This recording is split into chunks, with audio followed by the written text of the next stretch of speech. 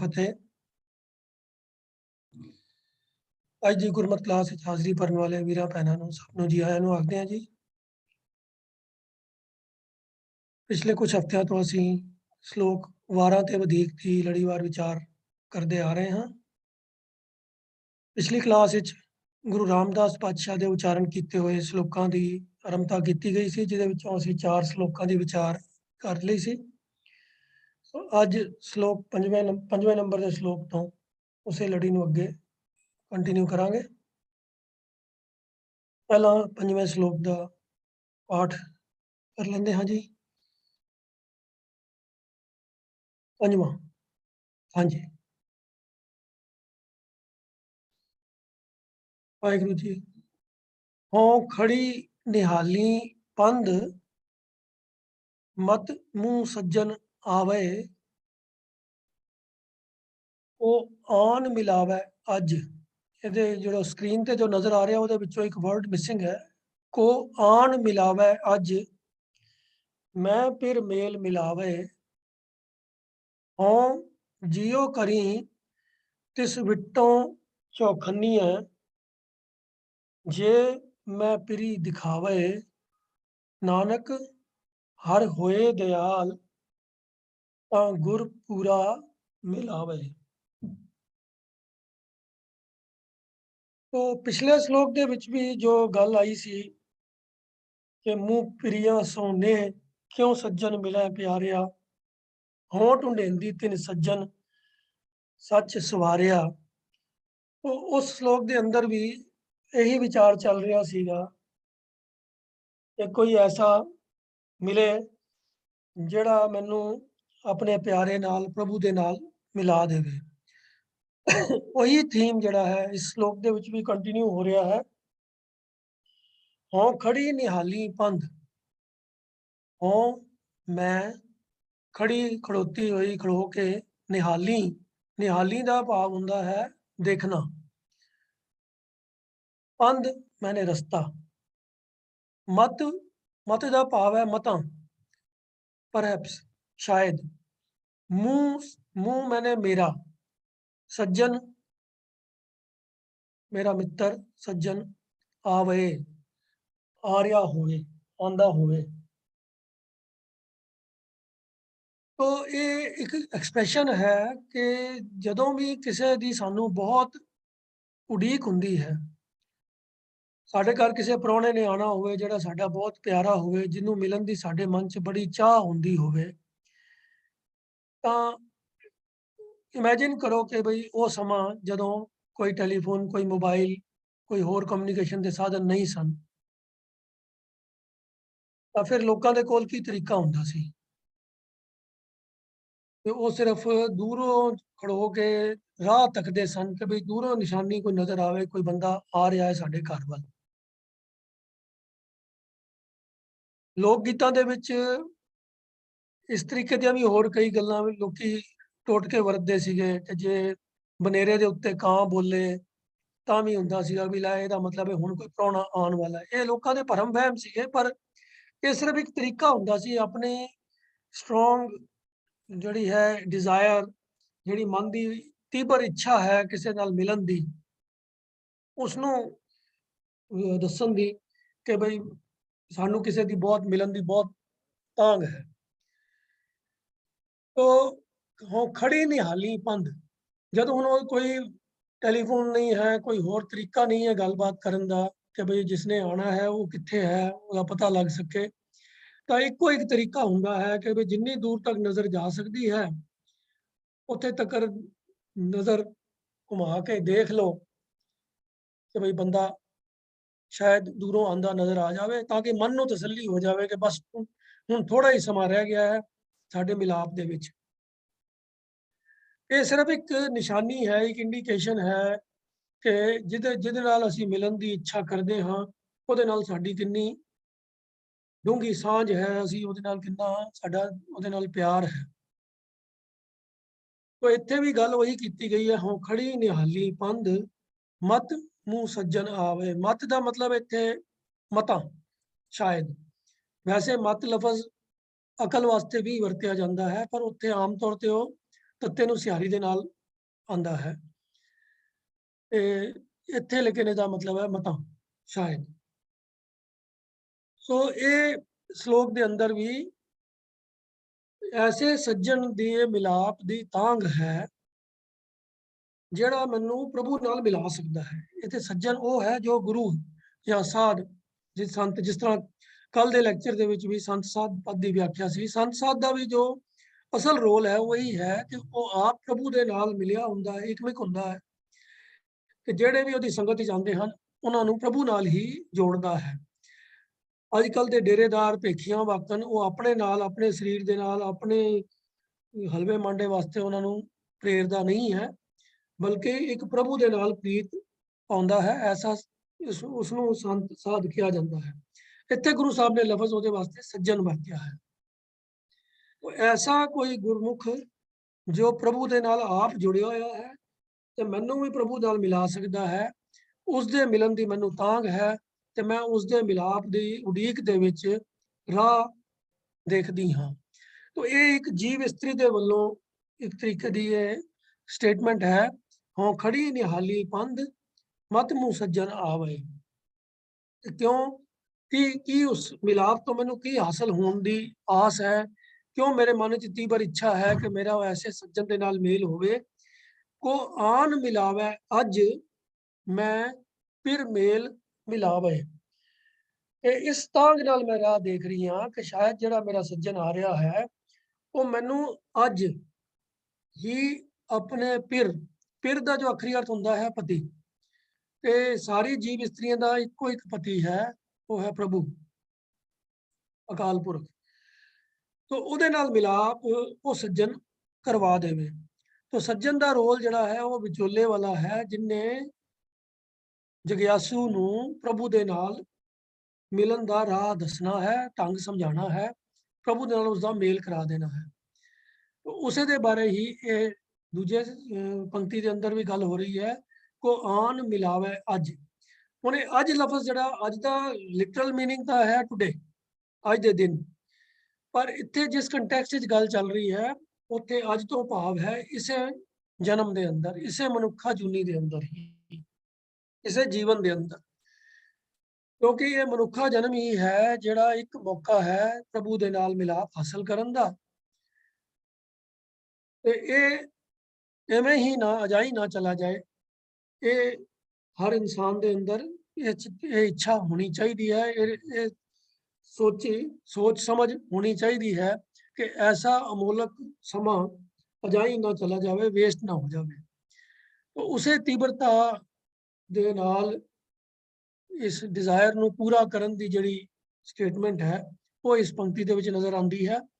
ਕੋ ਆਨ ਮਿਲਾਵੇ ਅੱਜ ਮੈਂ ਫਿਰ ਮੇਲ ਮਿਲਾਵੇ। ਫਿਰ ਪਤੀ ਪ੍ਰਭੂ ਵਾਸਤੇ ਆਇਆ ਹੈ, ਮੇਲ ਮਿਲਾਵੇ, ਉਹਦੇ ਨਾਲ ਮੇਰਾ ਮੇਲ ਕਰਾ ਦੇਵੇ, ਮਿਲਾਪ ਕਰਾ ਦੇਵੇ, ਮੇਰੀ ਮੁਲਾਕਾਤ ਹੋ ਜਾਵੇ। ਜਿੰਨੇ ਕਰਾਣੀ ਹੈ ਮੈਨੂੰ ਉਹਦੀ ਤਾਂਘ ਹੈ।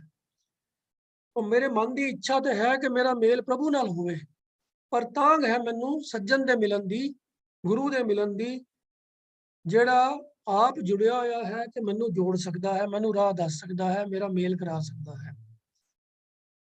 तो ਗੁਰਬਾਣੀ ਦੇ ਅੰਦਰ ਇਹ ਚੀਜ਼ ਬਾਰ-ਬਾਰ ਸਾਨੂੰ ਪੜਨ ਨੂੰ ਮਿਲਦੀ ਹੈ ਕਿ ਪ੍ਰਭੂ ਦੇ ਨਾਲ ਮਿਲਾਪ ਗੁਰੂ ਦੀ ਗਾਈਡੈਂਸ, ਗੁਰੂ ਦੀ ਸੇਧ, ਗੁਰੂ ਦੀ ਸਿੱਖਿਆ ਦੁਆਰਾ ਹੀ ਹੋ ਸਕਦਾ ਹੈ।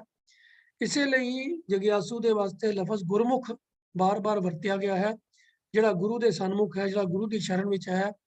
ਗੁਰੂ ਪਾਸੋਂ ਹੀ ਪ੍ਰਭੂ ਮਿਲਾਪ ਦਾ ਰਾਹ, ਪ੍ਰਭੂ ਮਿਲਾਪ ਦਾ ਢੰਗ ਸਮਝ ਆਉਂਦਾ ਹੈ।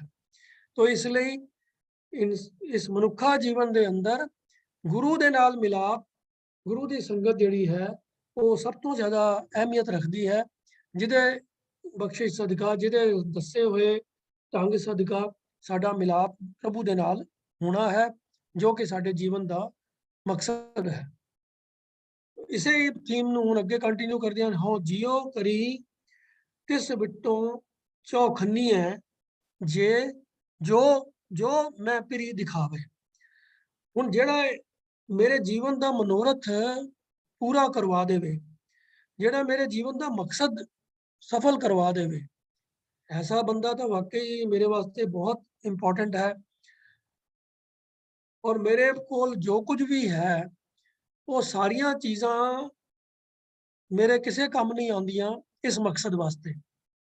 मेरे कोल धन दौलत है, मेरे कोल ਜ਼ਮੀਨ ਜਾਇਦਾਦ है, मेरे कोल सज्जन मित्र परिवार ਦੇ ਮੈਂਬਰ ਹਨ, ਦੋਸਤ ਮਿੱਤਰ ਹਨ, ਪਰ ਉਹ ਸਭ ਤਰੀਕੇ, ਉਹ ਸਭ ਚੀਜ਼ਾਂ ਜਿਹੜੀਆਂ ਮਿਲ ਕੇ ਵੀ ਮੇਰਾ ਪ੍ਰਭੂ ਨਾਲ ਮੇਲ ਕਰਾਉਣ ਦੇ ਸਮਰੱਥ ਨਹੀਂ ਹਨ। ਕੇਵਲ ਤੇ ਕੇਵਲ ਸੱਚਾ ਗੁਰੂ, ਉਹ ਸੱਜਣ ਹੈ ਜੋ ਆਪ ਜੁੜਿਆ ਹੋਇਆ ਹੈ, ਉਹ ਮੈਨੂੰ ਗੁਰੂ ਪ੍ਰਭੂ ਨਾਲ ਮਿਲਾ ਸਕਦਾ ਹੈ। ਪਰਿਵਾਰ ਦੇ ਮੈਂਬਰ, ਦੋਸਤ ਮਿੱਤਰ, ਧਨ ਪਦਾਰਥ, ਹੋਰ ਦੁਨਿਆਵੀ ਚੀਜ਼ਾਂ ਇਹ ਪ੍ਰਭੂ ਦੇ ਨਾਲ ਮਿਲਾਪ ਕਰਾਉਣ ਦੇ ਰਾਹ ਵਿੱਚ ਰੁਕਾਵਟ ਦਾ ਕੰਮ ਕਰਦੀਆਂ ਹਨ। ਘੱਟੋ ਘੱਟ ਮਿਲਾਨ ਦਾ ਕੰਮ ਤਾਂ ਬਿਲਕੁਲ ਨਹੀਂ ਕਰਦੀਆਂ। ਚਲੋ ਜ਼ਿੰਦਗੀ ਦੀ ਬਸਰ ਵਾਸਤੇ, ਜ਼ਿੰਦਗੀ ਨੂੰ ਅੱਗੇ ਚਲਾਉਣ ਵਾਸਤੇ ਇਹ ਚੀਜ਼ਾਂ ਐਸੈਂਸ਼ੀਅਲ ਵੀ ਹਨ। ਪਰ ਆਮ ਤੌਰ ਤੇ ਹੁੰਦਾ ਕੀ ਹੈ ਕਿ ਅਸੀਂ ਆਪਣੀ ਜ਼ਰੂਰਤ ਦੇ ਲੈਵਲ ਤੋਂ ਵੀ ਜ਼ਿਆਦਾ ਇਹਨਾਂ ਚੀਜ਼ਾਂ ਦੇ ਵਿੱਚ ਖੱਚਤ ਹੋ ਜਾਂਦੇ ਹਾਂ ਔਰ ਧਿਆਨ ਸਾਡਾ ਜਿਹੜਾ ਇਹਨਾਂ ਦੇ ਵਿੱਚ ਹੀ ਲੱਗਿਆ ਰਹਿ ਜਾਂਦਾ ਹੈ ਤੇ ਪ੍ਰਭੂ ਦੇ ਨਾਲ ਜੁੜਨ ਦਾ ਚੇਤਾ ਹੀ ਸਾਡੇ ਮਨ ਚੋਂ ਵਿਸਰ ਜਾਂਦਾ ਹੈ। ਤਾਂ ਇਸ ਢੰਗ ਦੇ ਨਾਲ ਇਹ ਚੀਜ਼ਾਂ ਇੱਕ ਰੁਕਾਵਟ ਦਾ ਕਾਰਨ ਬਣ ਜਾਂਦੀਆਂ ਹਨ। ਹੈ ਸਾਡੇ ਜੀਵਨ ਵਾਸਤੇ ਇਹ ਜ਼ਰੂਰੀ ਚੀਜ਼ਾਂ ਹਨ, ਪਰ ਜਦੋਂ ਸਾਡਾ ਧਿਆਨ ਜ਼ਰੂਰਤ ਤੋਂ ਵੱਧ ਇਹਨਾਂ ਚੀਜ਼ਾਂ ਦੇ ਵਿੱਚ ਜੁੜ ਜਾਂਦਾ ਹੈ ਤਾਂ ਇਹ ਰੁਕਾਵਟ ਦਾ ਕਾਰਨ ਬਣ ਜਾਂਦੀਆਂ ਹਨ। तो इसलिए जेड़ा मेरा सज्जन, जेड़ा पूरा गुरु मैनू प्रभु नाल मिला देवे, वो तो मेरे ते एक बहुत वड्डा परोपकार कर रहा है कि मेरे जिंदगी दा मनोरथ सफल करन दे विच मेरी मदद कर रहा है, मेरे जीवन सफल हो रहा है। तो जेड़ा बंदा साडा कोई दुनियावी काम करता है, असीं शुकराने वजों उसनूं भी कुछ ना कुछ अपने वल्लों गिफ्ट दिंदे हां, धन्नवाद करदे हां, उसनूं मिठे चंगे बचन बोलते हैं, ਉਹਦੀ ਸਿਫਤ ਕਰਦੇ ਹਾਂ ਤੇ ਲੱਗਦੀ ਵਾਹ ਅਸੀਂ ਕੋਸ਼ਿਸ਼ ਕਰਦੇ ਹਾਂ ਕਿ ਵੀ ਆਪਣੇ ਵੱਲੋਂ ਅਸੀਂ ਉਹਦਾ ਅਹਿਸਾਨ ਚੁਕਾਉਣ ਵਾਸਤੇ ਉਹਨੂੰ ਜ਼ਰੂਰ ਐਸੀ ਕੋਈ ਚੀਜ਼ ਦਈਏ ਜਿਹੜੀ ਉਹਦੇ ਕੰਮ ਆ ਜਾਵੇ ਜਾਂ ਜਿਹੜੀ ਉਹਨੂੰ ਚੰਗੀ ਲੱਗੇ। ਤਾਂ ਹੁਣ ਜਿਹੜਾ ਗੁਰੂ ਸੱਜਣ ਸਾਨੂੰ ਪ੍ਰਭੂ ਨਾਲ ਮਿਲਾ ਕੇ ਸਾਡੇ ਜੀਵਨ ਦਾ ਮਨੋਰਥ ਸਫਲ ਕਰ ਰਿਹਾ ਹੈ, ਉਹਨੂੰ ਅਸੀਂ ਕੀ ਦੇ ਸਕਦੇ ਹਾਂ? ਉਹਦੇ ਤੋਂ ਅਸੀਂ ਸਦਕੇ ਹੀ ਜਾ ਸਕਦੇ ਹਾਂ। ਉਹਨੂੰ ਦੇਣ ਦੀ ਸਾਡੀ ਸਮਰੱਥਾ ਕੀ ਹੈ? तो उसे भाव ਨੂੰ ਪ੍ਰਗਟ ਕਰਦੇ ਆ ਗੁਰੂ ਸਾਹਿਬ ਇੱਥੇ ਤੀਸਰੀ ਪੰਕਤੀ ਚ ਕਹਿੰਦੇ ਹਨ, ਹਉ ਜਿਉ ਕਰੀ ਤਿਸ ਵਿਟੋਂ ਚੌਖੰਨੀ ਹੈ ਜੋ ਮੈਂ ਪਰੀ ਦਿਖਾਵਾਂ। ਜਿਹੜਾ ਮੈਨੂੰ ਮੇਰੇ ਪਿਆਰੇ ਦਾ ਦੀਦਾਰ ਕਰਾ ਦੇਵੇ, ਮੈਨੂੰ ਆਪਣੇ ਪਿਆਰੇ ਨਾਲ ਪ੍ਰਭੂ ਨਾਲ ਮਿਲਾ ਦੇਵੇ, ਮੇਰਾ ਦਿਲ ਕਰਦਾ ਹੈ ਕਿ ਮੈਂ ਉਹਨੂੰ ਉਹਦੇ ਤੋਂ ਤਿਸ ਵਿਟੋਂ, ਵਿਟੋਂ ਦਾ ਮਤਲਬ ਹੁੰਦਾ ਉਸ ਤੋਂ, ਉਹਦੇ ਕਾਰਨ, ਉਹਦੇ ਸਦਕਾ चौखन्नी है। चौखन्नी का मतलब चार खंड, चार टोटे, कि मैं अपने आप को चार टोटियां च तोड़ के सदके करन नूं तैयार हाँ, जिहड़ा मेरा मिलाप प्रभु दे नाल करा दे।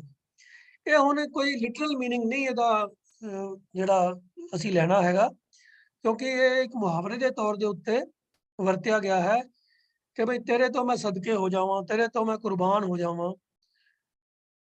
जिवें गुरबाणी च होर भी कई पंक्तियां आउंदियां हन इसे भाव नूं दर्शाउण वास्ते कि जिवें तै साहिब की बात जे आखै ओ नानक क्या दीजै, शीस वड्डे कर बैसन दीजै, विन सिर सेव करीजै। गुरु साहब फरमांदे हन कि जिहड़ा हे मालक तेरी गल कोई करके मैनूं तेरे नेड़े कर देवे, मैं उहनूं की देआं। तां अगली पंक्ति च कहंदे हन कि मैं अपना सिर वड्ड के ते उहनूं बैठण वास्ते देआं ते बिना सिर तो मैं ਉਹਦੀ सेवा करा। ਹੁਣ ਜੇ ਲਿਟਰਲ मीनिंग ਕਰਨ ਲੱਗੀਏ ਤੇ ਇਹ ਤੇ ਬੜੀ ਅਜੀਬੋ ਗਰੀਬ ਜੀ ਸਿਚੁਏਸ਼ਨ ਹੋ ਜਾਏਗੀ ਕਿ ਬਈ ਜਿਹੜਾ ਮੈਨੂੰ ਪ੍ਰਭੂ ਦੇ ਮਿਲਾਪ ਦੀ ਮੈਨੂੰ ਜਾਚ ਸਿਖਾਏ, ਮੈਂ ਆਪਣਾ ਸਿਰ ਵੱਢ ਕੇ ਮੂੜਾ ਬਣਾ ਕੇ ਉਹਨੂੰ ਕਹਾਂ ਵੀ ਆ ਬੈਠੋ ਇਹਦੇ ਤੇ ਫਿਰ ਬਿਨਾਂ ਸਿਰ ਤੋਂ ਮੈਂ ਉਹਦੀ ਸੇਵਾ ਕਰਾਂ। तो ਇਹ ਸਿਰਫ ਇੱਕ ਅਲੰਕਾਰ, ਇੱਕ ਕਵਿਤਾ ਦੀ ਖੂਬਸੂਰਤੀ ਵਾਸਤੇ ਐਸੀ ਸ਼ਬਦਾਵਲੀ ਵਰਤੀ ਜਾਂਦੀ ਹੈ ਔਰ ਇਹਦਾ ਭਾਵ ਅਰਥ ਹੀ ਸਮਝਣਾ ਬਣਦਾ ਹੈ। तो इत्थे भी उसे सेंस विच लफ्ज चौखन्नियां इस्तेमाल किया गया है, जिसका लिटरल मीनिंग तो है चार टोटे। और चार टोटे काहदे? मेरे अपने शरीर दे, मेरे अपने आप दे। कि मेरा दिल करता है कि मैं ऐसे सज्जन तो अपने आप नूं सदके करदियां अपने चार टोटे करके टुकड़े टुकड़े अपने करके मैं उहदे तो अपनी जिंद वार दियां, जिहड़ा मैनूं मेरे प्रभु दे नाल मेरा मिलाप करावे, जिहड़ा प्रभु दे दीदार मैनूं करा देवे। तो चार टोटे करके सदके करन तो भाव सिर्फ यही है कि मैं अपनी जिंदगी दी हर जरूरत नू पासे करके, हर चाहत नू छड्ड के ऐसे सज्जन दे कम आ सकां ਜਿਹੜਾ ਮੈਨੂੰ ਪ੍ਰਭੂ ਦਾ ਦੀਦਾਰ ਕਰਾ। ਆਪਣੀ ਹਰ ਡਿਜ਼ਾਇਰ, ਆਪਣੀ ਹਰ ਚਾਹਤ ਨੂੰ ਮੈਂ ਐਸੇ ਸੱਜਣ ਤੋਂ ਕੁਰਬਾਨ ਕਰ ਦਿਆਂ ਤੇ ਉਹਦੇ ਵਾਸਤੇ ਜੋ ਮੇਰੇ ਕੋਲੋਂ ਬਣ ਸਕੇ ਮੈਂ ਕਰਾਂ। ਆਪਣਾ ਆਪਾ, ਆਪਣੀ ਸਾਰੀ ਸਮਰੱਥਾ ਮੈਂ ਉਹਦੇ ਵਾਸਤੇ ਅਰਪਣ ਕਰ ਦਿਆਂ। ਇਹ ਚੌਖਨੀਏ ਦਾ ਜੋ ਭਾਵ-ਅਰਥ ਹੈ। ਹੁਣ ਜਿਉਂ ਕਰੀ ਤਿਸ ਵਿਟੋਂ ਚੌਖਨੀਏ ਜੋ ਮੈਂ ਪਿਰੀ ਦਿਖਾਵੇ, ਜਿਹੜਾ ਮੈਨੂੰ ਪਿਰ ਦੇ ਪ੍ਰਭੂ ਦੇ ਦੀਦਾਰ ਕਰਵਾ ਦੇਵੇ। तो ये चीज़ असीं अगे भी बड़ी बारी डिस्क्राइब कर चुके हैं कि प्रभु का दीदार की है। तो संखेप में मैं सिर्फ इन्नी गल ही कर दिया भी ये गल असीं समझते ही हाँ कि प्रभु का दीदार कोई स्थूल किसी चीज़ का, किसी शरीर का, किसी मूरत का दीदार नहीं है। प्रभु की होंद नूं सारे जीवां दे अंदर महसूस करना, सारी कुदरत दे विच उसनूं उहनूं महसूस करना ही प्रभु के दीदार हैं। कुदरत करके वसिया सोए, तो प्रभु सारे कुदरत के अंदर मौजूद है, वो निरंकार है, वो एक रस व्यापक है, एक ओंकार जो सब सर्व व्यापक है। तो उसके दीदार उसकी कुदरत के विचों ही किते जा सकते हैं, करते कुदरती मुश्ताक। तो ਉਹਦੇ दीदार ਉਹਦੀ रचना के विचों ही ਹੁੰਦੇ ਹਨ। पर यह एहसास ये जिंदगी की इस तरीके की मेरी बनतर बन जाए, मेरी सोच इस तरीके के नाल घड़ी जाए कि मैनू हर जीव के अंदरों, हर कुदरत के अंग के विचों प्रभु के दीदार हो जान। ये मुमकिन केवल ते केवल गुरु की सिक्ख्या द्वारा ही है। इसलिए मेरे मन च तांग है कि ऐसा सज्जन मैनू मिले, कि मेरे मन च उहनूं मिलन की बड़ी डूंगी तांग है कि हों खड़ी निहाली पंध मत मुँह सज्जन आवे को आन मिलावे अज मैं फिर मेल मिलावे। हों जियों करी तिस विटों चौखनी है जो मैं पिरी दिखावे, ਜਿਹੜਾ ਮੈਨੂੰ ਇਸ ਤਰੀਕੇ ਨਾਲ ਪ੍ਰਭੂ ਦੇ ਦੀਦਾਰ ਕਰਾ ਦੇਵੇ, ਮੈਂ ਉਹਦੇ ਤੋਂ ਆਪਣੇ ਆਪ ਨੂੰ ਕੁਰਬਾਨ ਕਰ ਦਿਆਂ। तो आखिरी पंक्ति ਵਿੱਚ ਗੁਰੂ ਸਾਹਿਬ ਫਿਰ ਇਸ ਇੱਕ ਹੋਰ ਸਿਧਾਂਤ ਜੋ ਗੁਰਬਾਣੀ ਵਿੱਚ ਬਾਰ-ਬਾਰ ਦ੍ਰਿੜ ਕਰਵਾਇਆ ਜਾਂਦਾ ਹੈ ਤੇ ਇਹ ਸੱਜਣ ਨਾਲ ਮੇਲ ਹੁਣ ਕਿਵੇਂ ਹੁੰਦਾ ਹੈ, ਉਹ ਸੱਜਣ ਦੇ ਦੀਦਾਰ ਕਿਵੇਂ ਹੁੰਦੇ ਨੇ, ਸੱਜਣ ਦੇ ਨਾਲ ਮੁਲਾਕਾਤ ਕਿਵੇਂ ਹੁੰਦੀ ਹੈ। ਕਿਉਂਕਿ ਜ਼ਰੂਰੀ ਚੀਜ਼ ਤਾਂ ਹੈ ਕਿ ਪ੍ਰਭੂ ਨਾਲ ਮਿਲਣ ਵਾਸਤੇ ਪਹਿਲਾਂ ਸੱਜਣ ਗੁਰੂ ਦੇ ਨਾਲ ਮਿਲਣਾ ਜ਼ਰੂਰੀ ਹੈ। ਤੇ ਗੁਰੂ ਨਾਲ ਮਿਲਾਪ ਕਿਵੇਂ ਹੁੰਦਾ ਹੈ, तो आखिरी पंक्ति गुरु साहब फरमा रहे नानक हर होए दयाल ਤਾਂ ਗੁਰ ਦਾ ਮਿਲਾਵੇ। ਕਿ ਜਦੋਂ ਹਰੀ ਪ੍ਰਭੂ ਆਪ ਦਿਆਲ ਹੁੰਦਾ ਹੈ, ਬਖਸ਼ਿਸ਼ ਕਰਦਾ ਹੈ, ਤਾਂ ਹੀ ਉਹ ਪੂਰੇ ਗੁਰੂ ਦੇ ਨਾਲ ਸਾਡਾ ਮਿਲਾਪ ਕਰਵਾਉਂਦਾ ਹੈ। तो ਇਹ ਸਰਕਲ ਕੰਪਲੀਟ ਹੁੰਦਾ ਹੈ ਕਿ ਜਗਿਆਸੂ ਦੇ ਮਨ ਦੇ ਵਿੱਚ ਪਹਿਲਾਂ ਪ੍ਰਭੂ ਮਿਲਾਪ ਦੇ ਵਾਸਤੇ ਅਹਿਸਾਸ ਪੈਦਾ ਹੁੰਦਾ ਹੈ, ਉਹਨੂੰ ਸਮਝ ਆਉਂਦੀ ਹੈ ਕਿ ਮੇਰੇ ਜੀਵਨ ਦਾ ਮਕਸਦ ਹੈ ਪ੍ਰਭੂ ਦੇ ਨਾਲ ਮਿਲਾਪ। ਜਦੋਂ ਉਹਦੇ ਮਨ ਦੇ ਵਿੱਚ ਇਹ ਤਾਂਘ ਹੁੰਦੀ ਹੈ ਤੇ ਉਹ ਪ੍ਰਭੂ ਦੇ ਅੱਗੇ ਹੀ, ਪ੍ਰਭੂ ਦੇ ਦਰ ਤੇ ਟਹਿ ਕੇ ਪ੍ਰਭੂ ਅੱਗੇ ਹੀ ਬੇਨਤੀ ਕਰਦਾ ਹੈ ਕਿ ਵੀ ਪ੍ਰਭੂ ਜੀ ਤੁਸੀਂ ਆਪ ਹੀ ਬਖਸ਼ਿਸ਼ ਕਰੋ, ਕਿਉਂਕਿ ਮੇਰੇ ਆਪਣੇ ਵੱਸ ਦਾ ਤਾਂ ਨਹੀਂ ਹੈ ਕਿ ਮੈਂ ਇਸ ਮਾਇਆ ਦੇ ਜੰਜਾਲ ਵਿੱਚੋਂ ਆਪਣੇ ਆਪ ਨੂੰ ਉੱਚਾ ਚੁੱਕ ਕੇ ਆਪ ਜੀ ਦੇ ਨਾਲ ਮਿਲ ਸਕਾਂ। तो आप बख्शिश करो, मैनू राह दसो कि मैं किवें आप जी के नेड़े हो सकता हूँ। तो प्रभु बख्शिंद है, प्रभु दयालु है, वो दया के घर में आके ऐसे जगियासू का मिलाप पूरे गुरु के नाल करवांदा है। वो पूरा गुरु जो आप प्रभु के नाल इकमिक है, प्रभु के नाल अभेद है, वो एक ऐसी जीवन जाच, ऐसा तरीका तौर ढंग तरीका सानू दसदा है जिस तरह जीवन नू गुजार के इस जीवन के अंदर ही उस प्रभु के नाल अभेद होया जा सकता है, जीवन मुक्त होया जा सकता है, माया के प्रभाव तो उच्चा उठा जा सकता है। ये जाच गुरु पासों ही प्राप्त होती है, जिहड़ी फिर प्रभु के मिलाप के वास्ते सही होती है। तो प्रभु दयाल हुंदा है ते पूरे गुरु नाल मिलाप हुंदा है, पूरा गुरु जीवन जाच सिखांदा है, तो प्रभु के नाल नेड़ता उहदी सिफत सलाह दे नाल जुड़न दा ढंग समझ चाहता है, ते साडा भी प्रभु के नाल मिलाप होके ये जीवन सफल होके तो फिर आवागमन का चक्कर कटिया जाता है। तो ये इस तरीके का ये साइकिल, ये सर्कल कंप्लीट होंदा है, जिस चीज़ नू गुरबाणी बार बार दृढ़ करवाती है। और तो इस तो अगे अगला श्लोक नंबर 6, अंतर जोर होमै तन माया कूड़ी आवे जाए।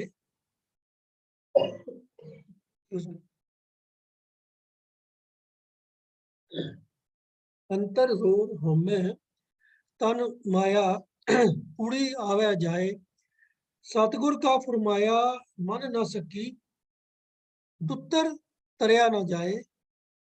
नदर करे जिस अपनी, सो चला सतगुर पाए। सतगुर का दर्शन सफल है, जो इच्छा सो फल पाए। जिनी सतगुर मन्निया, हों तिनके लागों पाए। नानक ताका दास है, जे अनदिन रह लिव लाए। ਹੁਣ ਇਸ ਸ਼ਲੋਕ ਦੇ ਅੰਦਰ ਉਹਨਾਂ ਲੋਕਾਂ ਦੀ ਗੱਲ ਸ਼ੁਰੂਆਤ ਵਿੱਚ ਕੀਤੀ ਗਈ ਹੈ ਜਿਨ੍ਹਾਂ ਦੇ ਅੰਦਰ ਅਜੇ ਪ੍ਰਭੂ ਦਾ ਪਿਆਰ ਉਪਜਿਆ ਨਹੀਂ ਹੈ। ਅਜੇ ਉਹ ਸਿਰਫ ਦੇਖਾ ਦੇਖੀ ਹੀ ਇੱਧਰ ਉੱਧਰ ਦੀਆਂ ਧਰਮੀ ਹੋਣ ਦੀਆਂ ਗੱਲਾਂ ਕਰਦੇ ਹਨ। ਅਸਲ ਜਿਨ੍ਹਾਂ ਦਾ ਧਿਆਨ ਮਾਇਆ ਦੇ ਵਿੱਚ ਹੀ ਹੈ। ਤਾਂ ਉਹਨਾਂ ਦੀ ਇਸ ਅਵਸਥਾ ਦਾ ਡਿਸਕ੍ਰਿਪਸ਼ਨ ਜਿਹੜੀ ਪਹਿਲੀ ਪੰਕਤੀ 'ਚ ਕੀਤਾ ਗਿਆ ਹੈ ਕਿ ਅੰਤਰ ਜ਼ੋਰ ਹੋਮੈ ਤਨ ਮਾਇਆ ਕੂੜੀ ਆਵੇ ਜਾਏ। ਜਿਨ੍ਹਾਂ ਦੇ ਅੰਦਰ ਅਜੇ ਹਉਮੈ ਦਾ ਜ਼ੋਰ ਹੈ ਜੋ ਕਿ ਇੱਕ ਕੁਦਰਤੀ ਅਵਸਥਾ ਹੈ। ਜਿਉਂ ਵੀ ਜਿਹੜਾ ਵੀ ਇਨਸਾਨ ਜਨਮ ਲੈਂਦਾ ਹੈ ਹਉਮੈ ਜਿਹੜੀ ਹੈ ਉਹਦੇ ਨਾਲ ਜਨਮ ਤੋਂ ਹੀ ਮਾਨੋ ਆਪਣਾ ਜ਼ੋਰ ਉਹਦੇ ਉੱਤੇ ਪਾ ਲੈਂਦੀ ਹੈ। ਔਰ ਮਾਇਆ ਵੀ ਆਪਣਾ ਮਾਇਆ ਦਾ ਹੀ ਪਾਰਟ ਹੈ, ਮਾਇਆ ਦਾ ਹੀ ਪ੍ਰਭਾਵ ਹੈ ਤੇ ਉਹਦੇ ਹਰ ਇੱਕ ਇਨਸਾਨ ਦੇ ਉੱਤੇ ਮਾਇਆ ਦਾ ਪ੍ਰਭਾਵ ਬਣਿਆ ਹੀ ਰਹਿੰਦਾ ਹੈ। ਤੋ ਇਹ ਜਿਸਾਂ ਦੀ ਅਜੇ ਉਸ ਤਰ੍ਹਾਂ ਦੀ ਅਵਸਥਾ ਹੈ ਜਿਨ੍ਹਾਂ ਨੂੰ ਅਜੇ ਸਤਸੰਗਤ ਮਿਲੀ ਨਹੀਂ ਹੈ, ਜਿਨ੍ਹਾਂ ਨੂੰ ਅਜੇ ਗੁਰੂ ਦੀ ਸਿੱਖਿਆ ਪ੍ਰਾਪਤ ਹੋਈ ਨਹੀਂ ਹੈ। ਤੋ ਆਮ ਦੁਨੀਆਦਾਰ ਇਨਸਾਨਾਂ ਦਾ ਸਭ ਦਾ ਇਹੋ ਜਿਹਾ ਹੀ ਹਾਲ ਹੁੰਦਾ ਹੈ। ਪਰ ਫਰਕ ਕੀ ਹੈ ਕਿ ਕੁਝ ਇਨਸਾਨ ਹੁੰਦੇ ਹਨ ਜਿਹੜੇ ਆਪਣੀ ਇਸ ਅਵਸਥਾ ਨੂੰ ਰਿਅਲਾਈਜ਼ ਕਰਕੇ ਕਿਸੇ ਬਖਸ਼ੇ ਹੋਏ ਸੱਜਣ ਦੀ, ਕਿਸੇ ਪੂਰੇ ਪ੍ਰਭੂ ਦੇ ਨਾਲ ਜੁੜੇ ਹੋਏ ਸੱਜਣ ਦੀ ਸੰਗਤ ਵਿੱਚੋਂ ਲਾਭ ਉਠਾ ਕੇ ਉਹਦੇ ਪਾਸੋਂ ਕੁਝ ਸਿੱਖ ਲੈਂਦੇ ਹਨ। ਪਰ ਕੁਝ ਆਪਣੀ ਹਉਮੈ ਦੇ ਵਿੱਚ ਹੀ ਫਸੇ ਹੋਏ ਕਿਸੇ ਦੂਜੇ ਪਾਸੋਂ ਕੁਝ ਵੀ ਸਿੱਖਣ ਨੂੰ ਤਿਆਰ ਨਹੀਂ ਹੁੰਦੇ। ਉਹਨਾਂ ਦੇ ਅੰਦਰ ਇਹ ਭਾਵਨਾ ਹੁੰਦੀ ਹੈ ਕਿ ਅਸੀਂ ਤਾਂ ਬਹੁਤ ਪੜ੍ਹੇ ਗੁੜੇ ਹਾਂ, ਅਸੀਂ ਬਹੁਤ ਸਿਆਣੇ ਹਾਂ, ਸਾਨੂੰ ਕਿਸੇ ਕੋਲੋਂ ਕੁਝ ਸਮਝਣ ਦੀ, ਕਿਸੇ ਕੋਲੋਂ ਕੁਝ ਲੈਣ ਦੀ ਕੋਈ ਜ਼ਰੂਰਤ ਹੀ ਨਹੀਂ ਹੈ। ਦੂਜਾ ਮੈਨੂੰ ਕੀ ਸਿਖਾ ਸਕਦਾ ਹੈ, ਮੈਂ ਦੂਜਿਆਂ ਸਭ ਤੋਂ ਬਿਹਤਰ ਹਾਂ। ਤੋ ਇਹ ਜੋ ਹਉਮੈ ਦੀ ਭਾਵਨਾ ਹੈ ਇਹ ਇਨਸਾਨ ਨੂੰ ਗੁਰੂ ਪਾਸੋਂ ਵੀ ਗਿਆਨ ਹਾਸਲ ਕਰਨ ਦੇ ਰਾਹ ਦੇ ਵਿੱਚ ਇੱਕ ਰੁਕਾਵਟ ਦਾ ਕੰਮ ਕਰਦੀ ਹੈ। ਉਹ ਐਸੇ ਲੋਕਾਂ ਦਾ ਵਰਣਨ ਕਰਦੇ ਹੋਏ ਗੁਰੂ ਸਾਹਿਬ ਕਹਿੰਦੇ ਹਨ ਕਿ ਅੰਤਰ ਜ਼ੋਰ ਹਉਮੈ ਤਨ ਮਾਇਆ ਕੂੜੀ ਆਵੇ ਜਾਏ। ਕਿ ਜਿਹੜੇ ਮਨੁੱਖਾਂ ਦੇ ਅੰਦਰ ਹਉਮੈ ਦਾ ਜ਼ੋਰ ਹੁੰਦਾ ਹੈ, ਜਿਹੜੇ ਮਾਇਆ ਦੇ ਪ੍ਰਭਾਵ ਦੇ ਅਧੀਨ ਹੀ ਰਹਿੰਦੇ ਹਨ, ਉਹ ਮਨੁੱਖ ਜੇ ਕਿਤੇ ਭੁੱਲੇ ਚੁੱਕੇ ਕਿਤੇ ਗੁਰੂ ਦੀ ਸੰਗਤ ਦੇ ਨੇੜੇ ਆਉਂਦੇ ਵੀ ਹਨ ਤਾਂ ਉਹ ਸਿਰਫ ਦਿਖਾਵੇ ਵਾਸਤੇ ਹੀ ਆਉਂਦੇ ਹਨ। ਅੰਦਰੋਂ ਉਹਨਾਂ ਦੇ ਮਨ 'ਚ ਇੱਛਾ ਨਹੀਂ ਹੁੰਦੀ ਕਿ ਅਸੀਂ ਗੁਰੂ ਪਾਸੋਂ ਕੁਝ ਹਾਸਲ ਕਰਨਾ ਹੈ। ਉਹ ਤਾਂ ਆਪਣੇ ਹੰਕਾਰ ਵਿੱਚ ਗੁਰੂ ਨੂੰ ਵੀ ਕੁਝ ਨਹੀਂ ਸਮਝਦੇ, ਆਪਣੇ ਆਪ ਨੂੰ ਗੁਰੂ ਤੋਂ ਵੀ ਸਿਆਣਾ ਸਮਝਦੇ ਹਨ। ਤਾਂ ਉਹ ਸਿਰਫ ਦਿਖਾਵੇ ਵਾਸਤੇ ਹੀ ਉੱਥੇ ਆਉਂਦੇ ਹਨ ਕਿ ਵੀ ਲੋਕਾਂ ਦੇ ਉੱਤੇ ਪ੍ਰਭਾਵ ਪੈ ਜਾਵੇ ਕਿ ਅਸੀਂ ਵੀ ਧਰਮੀ ਬੰਦੇ ਹੁੰਦੇ ਹਾਂ। ਤੋ ਇਸ ਲਈ ਕਿਉਂਕਿ ਮਨ ਦੇ ਅੰਦਰ ਹੰਕਾਰ ਦੀ ਭਾਵਨਾ ਹੁੰਦੀ ਹੈ, ਆਪਣੇ ਆਪ ਨੂੰ ਉਹ ਸਭ ਤੋਂ ਬਿਹਤਰ, ਸਭ ਤੋਂ ਸਿਆਣਾ ਸਮਝਦੇ ਹਨ। ਤੋ ਜੋ ਗੁਰੂ ਦੀ ਸਿੱਖਿਆ ਮਿਲਦੀ ਵੀ ਹੈ, ਉਹਨਾਂ ਨੂੰ ਸੁਣਨ ਨੂੰ ਮਿਲਦੀ ਹੈ, ਉਸ ਦਾ ਉਹ ਕੋਈ ਲਾਭ ਉਠਾ ਨਹੀਂ ਸਕਦੇ। ਸਤਿਗੁਰ ਕਾ ਫਰਮਾਇਆ ਮਨ ਨਾ ਸਕੀ, ਦੁੱਤਰ ਤਰਿਆ ਨਾ ਜਾਏ। ਇਹ ਜੋ ਦੁੱਤਰ ਭਵਜਲ ਸੰਸਾਰ ਹੈ, ਜਿਹੜਾ ਸੰਸਾਰ ਸਾਗਰ ਹੈ, ਜਿਹਦੀ ਇਸ ਸੰਸਾਰ ਨੂੰ ਜਿਹਦੀ ਸਾਗਰ ਨਾਲ ਤੁਲਨਾ ਦਿੱਤੀ ਗਈ ਹੈ, ਜਿਸ ਨੂੰ ਭਵਜਲ ਵੀ ਕਿਹਾ ਗਿਆ ਹੈ, ਉਹਦੇ ਵਾਸਤੇ ਹੀ ਲਫ਼ਜ਼ ਆਇਆ ਹੈ ਦੁੱਤਰ। ਦੁੱਤਰ ਦਾ ਜੋ ਅਖਰੀ ਅਰਥ ਹੈ ਦੁਸ਼ਤਰ, ਜਿਹਨੂੰ ਤਰਨਾ ਬੜਾ ਮੁਸ਼ਕਲ ਹੈ। ਤੋ ਇਹ ਜੋ ਸੰਸਾਰ ਰੂਪੀ ਸਾਗਰ ਹੈ ਇਹਨੂੰ ਤਰਨਾ ਮੁਸ਼ਕਲ ਹੈ।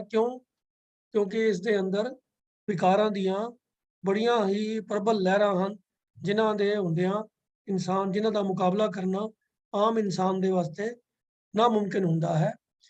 ਇਹ ਉਹੀ ਜਿਹਾ ਹਾਲ ਹੈ ਕਿ ਕਿਸੇ ਬੰਦੇ ਨੂੰ ਤੈਰਨਾ ਨਾ ਆਉਂਦਾ ਹੋਵੇ ਤੇ ਉਹ ਇਹ ਸੋਚੇ ਕਿ ਮੈਂ ਤਾਂ ਸਮੁੰਦਰ ਵਿੱਚ ਤਰ ਕੇ ਸਮੁੰਦਰ ਨੂੰ ਪਾਰ ਕਰ ਲਵਾਂ, ਨਾਮੁਮਕਿਨ ਜਿਹੀ ਗੱਲ ਹੈ।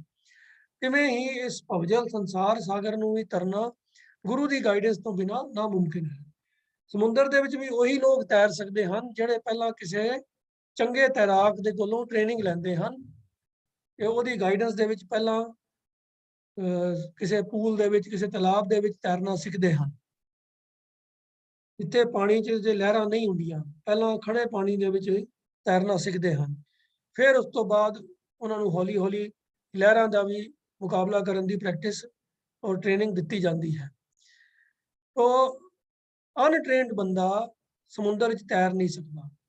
इवें ही गुरु की सिक्ख्या ग्रहण किए बिना कोई इंसान इस भवजल तो भी तर के पार नहीं हो सकता। इसलिए इसनूं दुत्तर किया जाता है, जिन्हों तरना बड़ा मुश्किल है। ਤੇ ਜਿਹੜਾ ਹਉਮੈ ਦੇ ਅਧੀਨ ਹੈ, ਜਿਹਦੇ ਅੰਦਰ ਹਉਮੈ ਦਾ ਪ੍ਰਭਾਵ ਹੈ, ਮਾਇਆ ਦਾ ਪ੍ਰਭਾਵ ਹੈ, ਸਤਿਗੁਰ ਦਾ ਫਰਮਾਇਆ ਮੰਨ ਨਾ ਸਕੀ। ਉਹ ਗੁਰੂ ਦੇ ਫਰਮਾਨ ਨੂੰ, ਗੁਰੂ ਦੀ ਸਿੱਖਿਆ ਨੂੰ ਮੰਨਦਾ ਹੀ ਨਹੀਂ ਹੈ, ਮੰਨ ਸਕਦਾ ਹੀ ਨਹੀਂ ਹੈ, ਕਿਉਂਕਿ ਉਹ ਤਿਆਰ ਹੀ ਨਹੀਂ ਹੈ ਮੰਨਣ ਵਾਸਤੇ। ਉਹਦੇ ਸੋਚ ਹੀ ਇਸ ਤਰੀਕੇ ਦੀ ਹੈ ਕਿ ਮੈਨੂੰ ਸਭ ਪਤਾ ਹੈ। तो जब तक कोई इंसान अपने आप ਨੂੰ ਨਿਮਰਤਾ ਵਿੱਚ ਨਾ ਲਿਆਵੇ, ਸਾਹਮਣੇ ਵਾਲੇ ਨੂੰ ਆਪਣੇ ਤੋਂ ਸਿਆਣਾ, ਆਪਣੇ ਤੋਂ ਜ਼ਿਆਦਾ ਸੂਝਵਾਨ, ਸਮਝਦਾਰ ਐਕਸੈਪਟ ਨਾ ਕਰੇ, ਤਦ ਤੱਕ ਗਿਆਨ ਹਾਸਲ ਨਹੀਂ ਕੀਤਾ ਜਾ ਸਕਦਾ। ਜੇ ਕੋਈ ਬੰਦਾ ਸਕੂਲ ਕਾਲਜ ਜਾ ਕੇ ਵੀ ਆਪਣੇ ਉਸਤਾਦ ਦਾ ਬੋਲਿਆ ਹੋਇਆ ਕੋਈ ਚੀਜ਼ ਹੈ ਉਸ ਨੂੰ ਧਿਆਨ ਨਾਲ ਸੁਣੇ ਹੀ ਨਾ, ਜਾਂ ਸੁਣ ਕੇ ਵੀ ਇਗਨੋਰ ਕਰ ਦੇਵੇ, ਇਹ ਤੇ ਐਵੇਂ ਫालतू ਬੋਲਦਾ ਹੈ, ਤਾਂ ਉਹਨੂੰ ਕਿੱਥੋਂ ਗਿਆਨ ਹਾਸਲ ਹੋਏਗਾ। ਉਹਦਾ ਜਿਹਾ ਸਕੂਲ 'ਚ ਗਿਆ ਜਾਂ ਨਾ ਗਿਆ ਇੱਕ ਬਰਾਬਰ ਹੀ ਹੈ। तो यही अवस्था उस बंदे की है जिसके अंदर हौमे का जोर है, जो माया के प्रभाव के अधीन है। ਉਹਦਾ गुरु के दर ते आना भी झूठा ही ਹੁੰਦਾ है, फजूल ਹੁੰਦਾ है। जिवें वो हंकारी स्टूडेंट का स्कूल जाना फजूल है, ਜਿਹੜਾ अपने उस्ताद पासों कुछ सीखण ਨੂੰ ਤਿਆਰ ही नहीं है। तो कूड़ी आवे जाए सतगुर का फरमाया मन ना सकी, पुत्र तरिया ना जाए। तो ਜਦੋਂ ਉਹਨੇ ਕੁਝ ਸਿੱਖਣਾ ਹੀ नहीं है, तो ਹੁਣ जो उस्ताद ट्रेनिंग दे रहा है वो समझा रहा है, मान लो ਹੁਣ ਕਿਸੇ उस्ताद ਕੋਲ ਅਸੀਂ ਤੈਰਨਾ ਸਿੱਖਣ ਵਾਸਤੇ ਜਾਈਏ, जो जो तरीके दसे किस तरह फ्लोट करना है, किस तरह अपने शरीर ਨੂੰ बैलेंस करना है, ਅਸੀਂ ਉਹਦੀ ਕੋਈ ਗੱਲ ਸੁਣੀਏ ਹੀ ਨਾ ਤੇ ਤੈਰਨਾ ਸਾਨੂੰ ਕਿਵੇਂ ਆਏਗਾ, ਨਾਮੁਮਕਿਨ ਹੈ। तो इवें ही इस भवजल तो तैरन का भी ढंग नहीं सानू आ सकता जे सतगुरु का फरमाया असी मनते नहीं हाँ। तो हौमे वाले इंसान का यह हाल हुंदा है कि सतगुर का फरमाया मन ना सकी, तुतर तरिया ना जाए, वो नहीं तर सकता। हाँ, पर परमात्मा की प्रभु की जिहदे उत्ते नज़र हो जाती है बख्शिश की, उन्होंने फिर यह एहसास हो जाता है कि मैं अपने ट्रेनर की, अपने गाइड की सिक्ख्या तो बिना तरक्की नहीं कर सकता, कुछ सीख नहीं सकता। तो फिर वो गुरु के हुक्म नूं मनन की सिचुएशन दे विच अपने आप नूं तैयार कर लैंदा है, अपने आप नूं बना लैंदा है कि भी जो गुरु दस्से मैं उस गल नूं स्वीकार करा, उहदे मुताबक अपने आप नूं ढाल लवां। तो उन्हां बंदियां दी गल अगली पंक्ति गुरु साहब फरमा रहे हैं कि नदर करे जिस अपनी सो चलै सतगुर पाए। प्रभु दी जिहदे उत्ते बख्शिश हो जाती है, ਉਹੀ मनुख गुरु की भावनी, गुरु के दसे हुए उपदेश, गुरु के हुक्म के अनुसार अपने आप को ढालता है। सो चलै सतगुर पाए, जो सतगुरु को चंगा लगता है फिर वो सिख गुरु के दसे मुताबक वो ही कर्म करता है। पर यह हर एक दे वस की गल नहीं है, क्योंकि जब तक वो अपनी हौमे का त्याग नहीं करता तो गुरु का फरमाया वो मनता नहीं है। तो जिदे ते प्रभु की बख्शिश हो जाती है, ਉਹਦੇ मन के अंदर ये सोच बन जाती है कि बई हुण मैनूं अपने हंकार नूं, हौमे नूं छड्ड देना चाहिए है तो गुरु की गल नूं अपना लेना चाहिए है। तो ये प्रभु की बख्शिश है जे किसी के अंदर ये भावना बन जाए कि मैं गुरु के हुक्म के अनुसार जीवन जीवना है। नदर करे जिस अपनी सो चलै सतगुर पाए। तो उसके जीवन दे विच फिर की होएगा, सतगुर का दर्शन सफल है, जो इच्छा सो फल पाए। ਹੁਣ ਉਹਦਾ सतगुर का दीदार किया होया सफल हो जाएगा, सफल फलदायक। जो प्राप्त करना चाहता है वो उसको मिल जाएगा, जो ਉਹਦੇ मन की इच्छा होएगी वो गुरु पासों प्राप्त कर सकता है। क्यों? क्योंकि गुरु समर्थ है, गुरु प्रभु च भेद है। तो जिंदगी की हर दात, हर चीज प्रभु की दात है।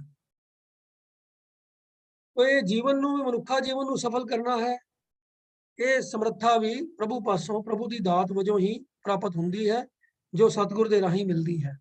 तो इस करके जिहड़ा इंसान सतगुर दे भाने दे विच आ जांदा है, ਉਹਦੇ सतगुर का दीदार किया होया, सतगुर की संगत की हुई फलदायक हो जाती है।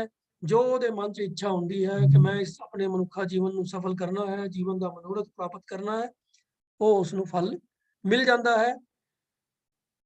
जो असल जीवन का मनोरथ है वो भी सतगुर पासों ही प्राप्त होता है। ਇੱਥੇ ਜੋ ਇੱਛਾ ਸੋ ਫਲ ਪਾਏ ਨੂੰ ਅਸੀਂ ਆਮ ਤੌਰ ਦੇ ਉੱਤੇ ਨਾ ਦੁਨਿਆਵੀ ਪ੍ਰਾਪਤੀਆਂ ਦੇ ਨਾਲ ਜੋੜ ਲੈਂਦੇ ਹਾਂ। ਆਮ ਤੌਰ ਤੇ ਇਹ ਕਈਆਂ ਕਾਸੋਂ ਸੁਣਨ ਨੂੰ ਮਿਲਦੀ ਹੈ ਜੀ ਕਿ ਬਈ ਗੁਰਦੁਆਰੇ ਅਸੀਂ ਤੇ ਰੋਜ਼ ਜਾਂਦੇ ਹਾਂ। ਦੇਖੋ ਜੀ ਮਹਾਰਾਜ ਨੇ ਬਾਣੀ 'ਚ ਲਿਖਿਆ ਸਤਿਗੁਰ ਦਾ ਦਰਸ਼ਨ ਸਫਲ ਹੈ, ਜੋ ਇੱਛਾ ਸੋ ਫਲ ਪਾਏ। ਇਸ ਤੇ ਗੁਰਦੁਆਰੇ ਜਾ ਕੇ ਜੋ ਮੰਗਦੇ ਆ ਸਾਨੂੰ ਮਿਲ ਜਾਂਦਾ ਹੈ। ਉਹ ਆਪਣੀ ਦੁਨਿਆਵੀ ਮੰਗਾਂ ਦੀ ਪ੍ਰਾਪਤੀ ਨੂੰ ਹੀ ਇਸ ਚੀਜ਼ ਦਾ ਪ੍ਰੂਫ ਮੰਨਦੇ ਹਨ ਕਿ ਅਸੀਂ ਗੁਰੂ ਦੇ ਦਰਸ਼ਨ ਕਰਦੇ ਹਾਂ, ਗੁਰੂ ਗ੍ਰੰਥ ਸਾਹਿਬ ਨੂੰ ਮੱਥਾ ਟੇਕਦੇ ਹਾਂ, ਜੋ ਸਾਡੇ ਮਨ 'ਚ ਇੱਛਾ ਹੁੰਦੀ ਹੈ ਉਹ ਪੂਰੀ ਹੋ ਜਾਂਦੀ ਹੈ। तो ये दुनियावी वस्तुओं की प्राप्ति की इच्छावां का इत्थे जिक्र नहीं हो रहा। ये इच्छा की गल हो रही है जिहड़ा मनुखी जीवन का मकसद प्राप्ति वास्ते गुरु की गाइडेंस, गुरु की सिक्ख्या का जो रोल है वो गुरु की संगत विचों प्राप्त होता है। तो सतगुर का दर्शन सफल है, जो इच्छा सो फल पाए। तो सब तो वड्डी इच्छा तो यही है कि प्रभु के नाल मिलाप प्राप्त हो जाए। वो प्राप्ति भी गुरु के राही ही, गुरु की संगत विचों ही हो जाती है।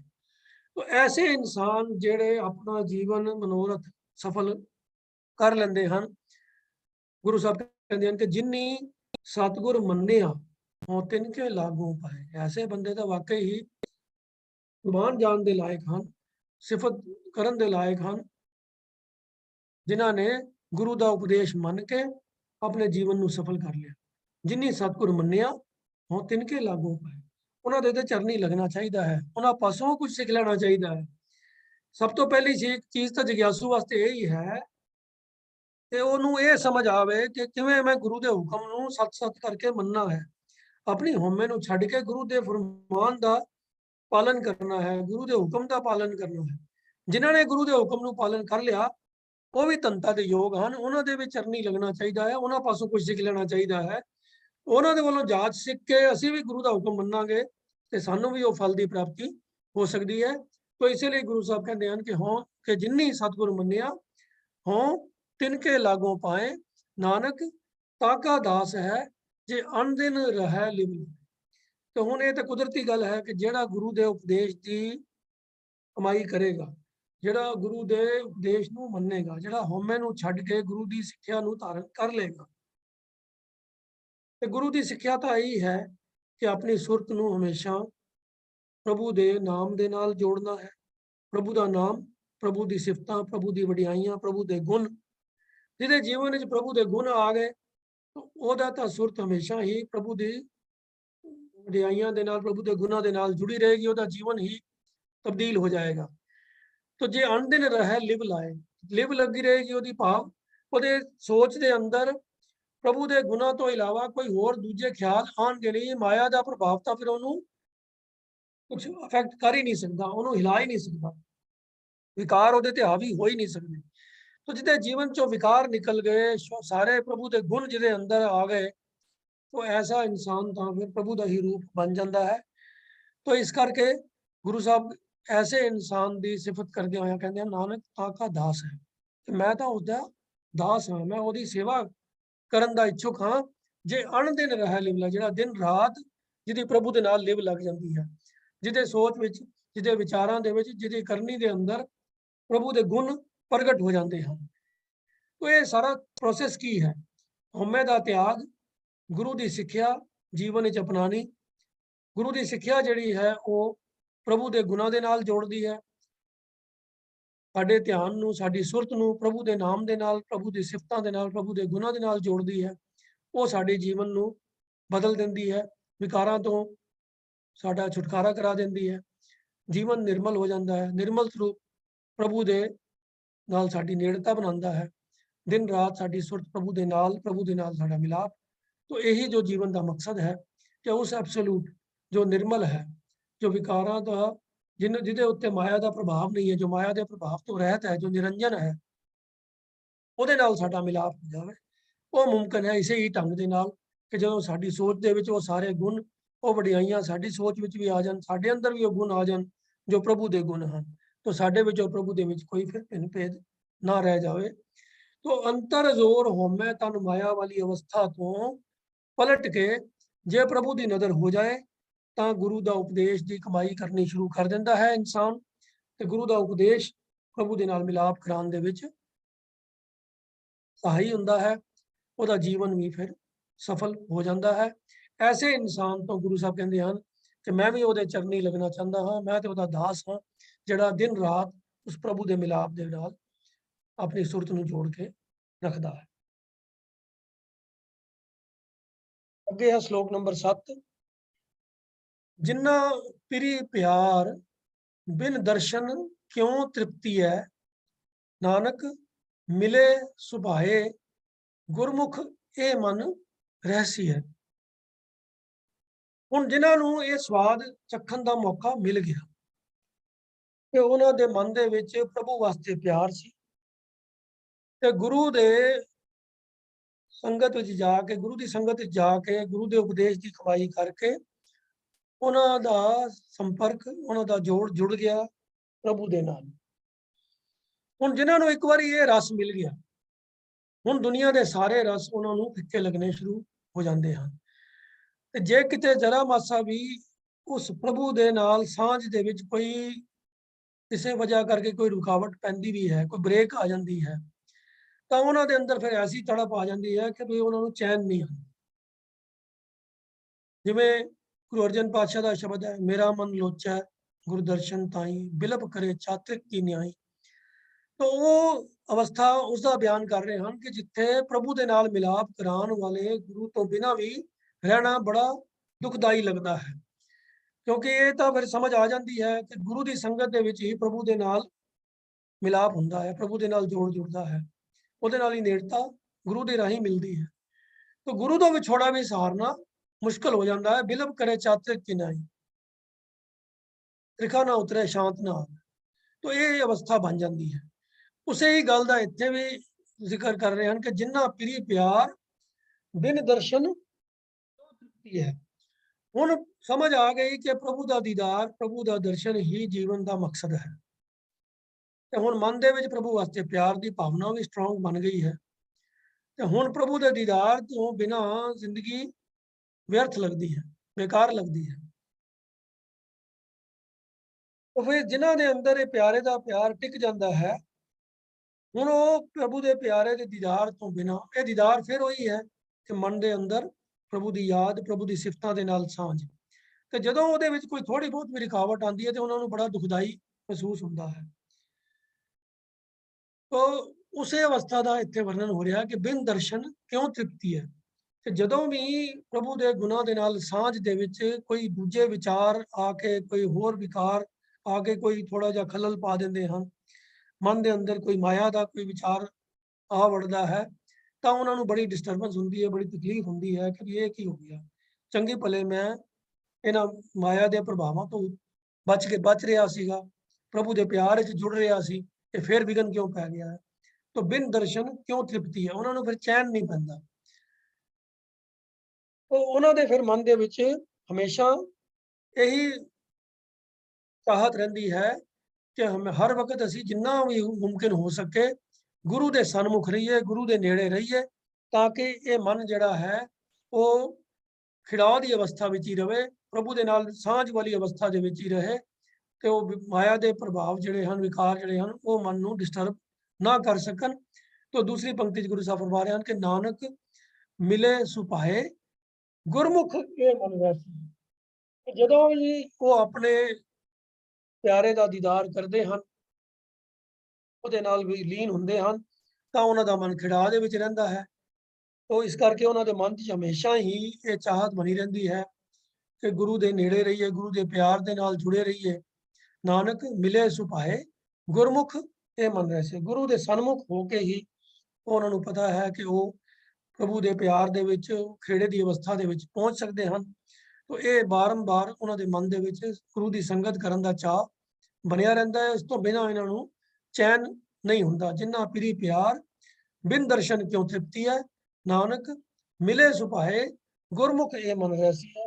ਉਹਦੇ ਪਿਆਰੇ ਦੇ ਪ੍ਰੇਮ ਵਿੱਚ ਲੀਨ ਰਹਿੰਦੇ ਹਨ ਤੇ ਗੁਰੂ ਦੇ ਸਨਮੁਖ ਰਹਿ ਕੇ ਹੀ ਉਹਨਾਂ ਦਾ ਮਨ ਹਮੇਸ਼ਾ ਖਿੜਾਅ ਦੇ ਵਿੱਚ ਰਹਿੰਦਾ ਹੈ, ਨਹੀਂ ਤਾਂ ਉਹਨਾਂ ਨੂੰ ਚੈਨ ਨਹੀਂ ਪੈਂਦਾ।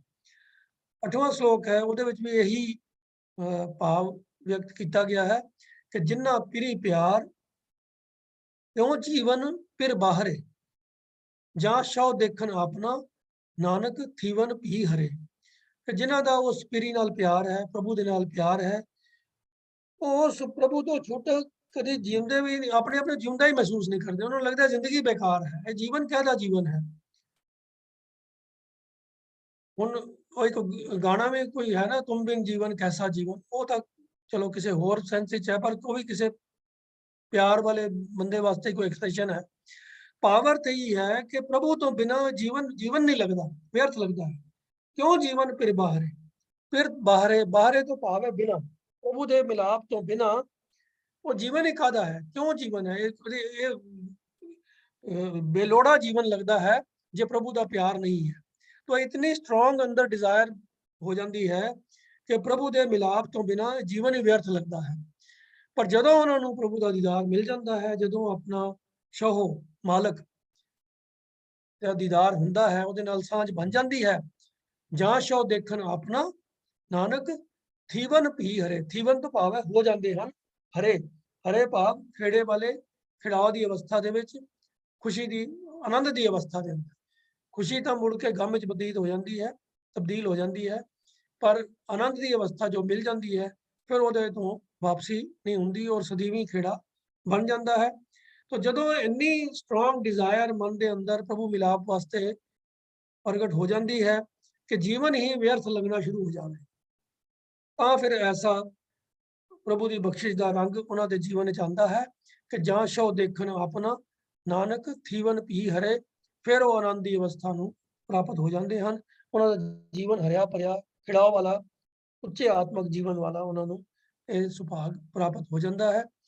तो ਇਹ ਪ੍ਰਾਪਤ ਹੁੰਦਾ ਪ੍ਰਭੂ ਦੀ ਬਖਸ਼ਿਸ਼ ਸਦਕਾ ਹੈ, ਪਰ ਉਹਦਾ ਮਨੁੱਖ ਦੀ ਜ਼ਿੰਦਗੀ 'ਚ ਵਸੀਲਾ ਹੈ ਗੁਰੂ ਦੇ ਸਨਮੁਖ ਹੋਣਾ, ਹਉਮੈ ਦਾ ਤਿਆਗ ਕਰਕੇ ਗੁਰੂ ਦੇ ਉਪਦੇਸ਼ ਨੂੰ ਜੀਵਨ ਵਿੱਚ ਅਪਣਾਉਣਾ। ਉਹ ਹੀ ਪ੍ਰਭੂ ਦੀ ਬਖਸ਼ਿਸ਼ ਦੇ ਪਾਤਰ ਬਣਾਉਂਦਾ ਹੈ ਤੇ ਪ੍ਰਭੂ ਨਾਲ ਮਿਲਾਪ ਕਰਾਉਂਦਾ ਹੈ। ਅੱਜ ਦੇ ਵਿਚਾਰ ਨੂੰ ਇੱਥੇ ਸੰਕੋਚਦੇ ਹਾਂ ਜੀ। ਹੋਈਆਂ ਭੁੱਲਾਂ ਦੀ ਖਿਮਾ। ਵਾਹਿਗੁਰੂ ਜੀ ਕਾ ਖਾਲਸਾ, ਵਾਹਿਗੁਰੂ ਜੀ ਕੀ